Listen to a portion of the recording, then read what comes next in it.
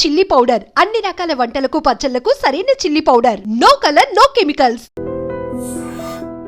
అసలు జనాల్లో కూడా టాలరెన్స్ తగ్గింది. ఈ వోక్ జనరేషన్ అంటారు చూడు, అన్నిటికీ ఫీల్ అయిపోతూ, అన్నిటికీ హర్ట్ అయిపోతూ, ప్రతిదానికి ఇదవుతూ, ఎక్కడో దగ్గర కంప్లైంట్ చేసి. మీకు ఇంకోటి చెప్తాను, నా సాంగ్ ఇంకా లిరికల్ వీడియో శివ శంకరాదే జనాల మధ్య నేను చూపించాలని అది నేను తీసుకొని ఇలాగే థియేటర్స్కి వస్తే అది కూడా నాకు ఇంకా సెన్సార్ అవ్వలా. నోటిపై నుంచి ఎలా నీళ్ళు పోసాడు వాళ్ళు, నోట్ల నుంచి నీళ్ళు పోయడం ఏంటంటే అది పురాణాల్లో ఉంది కదండి అన్న. అవన్నీ అది రికార్డెడ్ ప్రూఫ్స్, దుర్జతి కావ్యంలో మిగతా సినిమాలో ఇదంతా. I had an issue with that. కానీ ఒరిజినల్ దాంట్లో ఏమన్నా పుక్కిట నీళ్ళు ఊసాడు అని ఉంది. రెండోది ఎంగిలి కూడా ఊసి అభిషేకం చేశాడని ఉంది. సో 2 వర్షన్స్ ఉన్నాయి మనకి. So I think I have more challenges has the censor. పాటల నుంచి ఎంత వచ్చింది ఇప్పటివరకు?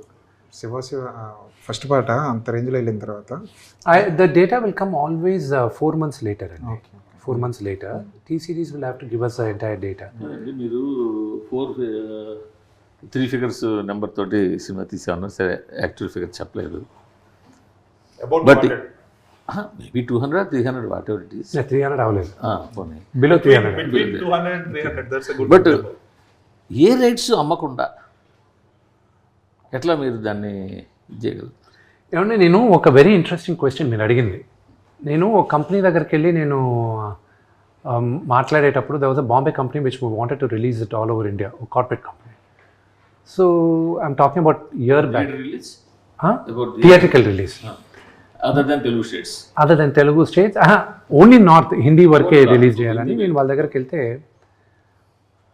వాళ్ళు over the topic they were like see మేమంతా అడ్వాన్సెస్ ఇవ్వము, అడ్వాన్స్ లేకుండా కావాలంటే మీరు చేయాలంటే మేము చూస్తాం అది ఇదంటే. ఐ సెడ్ వెయిట్, నిన్ను నమ్ముకొని నేను కంపెనీని నమ్ముకొని నేను ఈరోజు నేను ఇన్ని కోట్లు పెట్టి సినిమా తీలా, నా ఆస్తులు తాకట్టు పెట్టుకున్నాను, నా క్రెడిబిలిటీ తాకట్టు పెట్టుకున్నాను, నేను నా సినిమా తీస్తాను.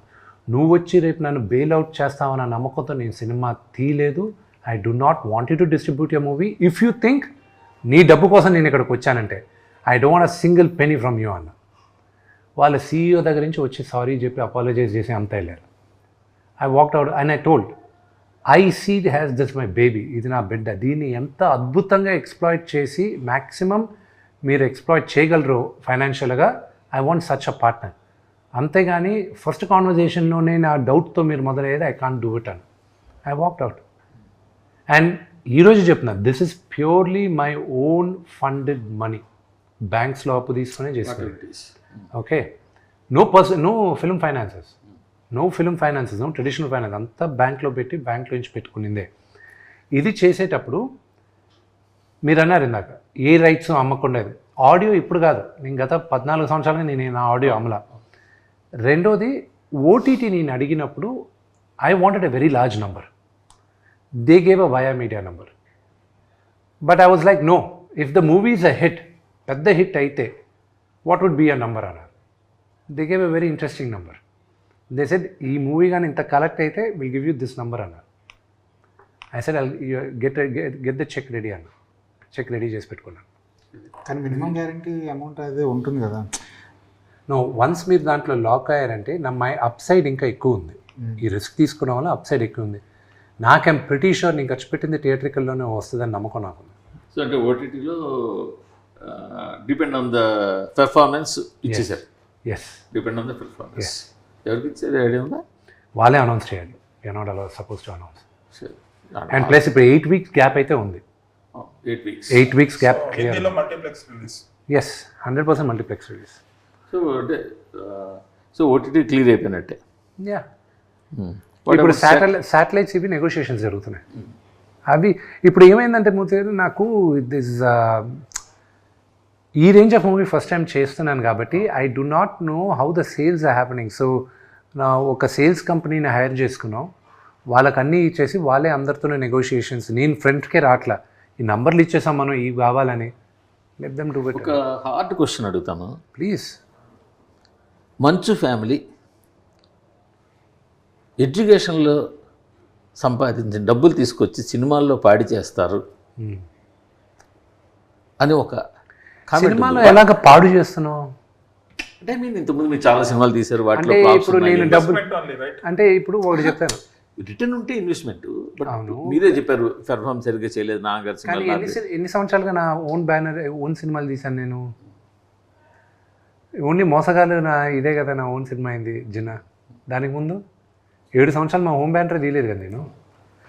ఏదో పైన లక్ష్మీ ప్రసన్న అని, లేకపోతే మీరు మీ Home హర్యానా banner బిర్యానీ పెట్టినవి, 7 సంవత్సరాలుగా ఏ సినిమాలు చేశాను బిఫోర్ మోసగాళ్ళు? అన్ని బయట సినిమాలే కదా.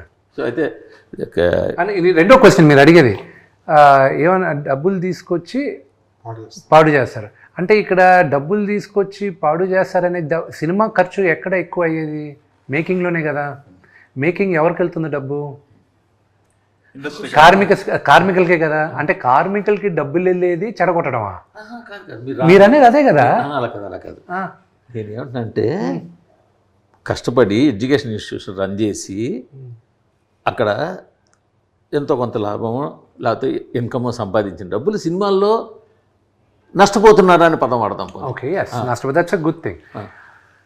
Now Sri Vidyanikethan educational trust is not my business. Please understand that. It's entire education institution and trust base. Trust. Okay. Okay, so trust money divert చేయడానికి లేదు. ఎత్తి బొక్కలో వేసి 7 లెక్క పెట్టిస్తారు.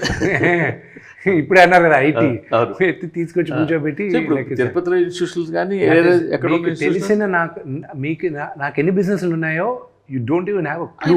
నేను ఒప్పుకుంటాను, నాకు మీ బిజినెస్లు అన్నీ నాకు Yeah, that's the only తెలియదు. thing. మాకు కనిపించేది విద్యానికేతన్ ఇన్స్టిట్యూషన్స్, ఇంజనీరింగ్ కాలేజ్ కావచ్చు, అదర్ కాలేజెస్ కావచ్చు, ఫ్రమ్ ఎల్కేజీ ఇప్పుడు యూనివర్సిటీ, ఇప్పుడు యూనివర్సిటీ, ఎంబీయూ అవచ్చు. నేను అనేది అంటే అదంతా కూడా ఒక ట్రస్ట్ మీద ఉంది. Yeah, that entire university is in a trust. You can't touch the trust. Any educational institutions, it has to be in a trust in the country. Okay, మరి ట్రస్ట్ మరి మీకు అది ఒక విధంగా మీరు ఇప్పుడు స్టార్ట్ చేసినప్పుడు నేను అంటే నా ఆర్ట్ కలెక్షన్ ఎంత వర్తో తెలుసా మీకు? అసలు మీ ఆర్ట్ కలెక్షన్ ఎక్కడ ఉందో నాకు తెలిసే కదా. But I have an art collection. You know how much my art is worth? Paintings or art pieces? Paintings. Only paintings. Paintings. Any notable artist? This generation, all contemporary artists. I'll tell you one thing. I have a painting of a Padmavati Devi. Delhi ఆర్టిస్ట్ని ఒక ఆవిడని తీసుకొచ్చి నేను first camps జరుపుతూ ఉంటే నేను 2014లో వేయించాను. And that ఆవిడకి ఇచ్చింది నేను 3 to 4 lakhs ఆ రోజుల్లో. ఓకే, బట్ ఆ రోజుల్లోనే షీ వాజ్ వెరీ హై.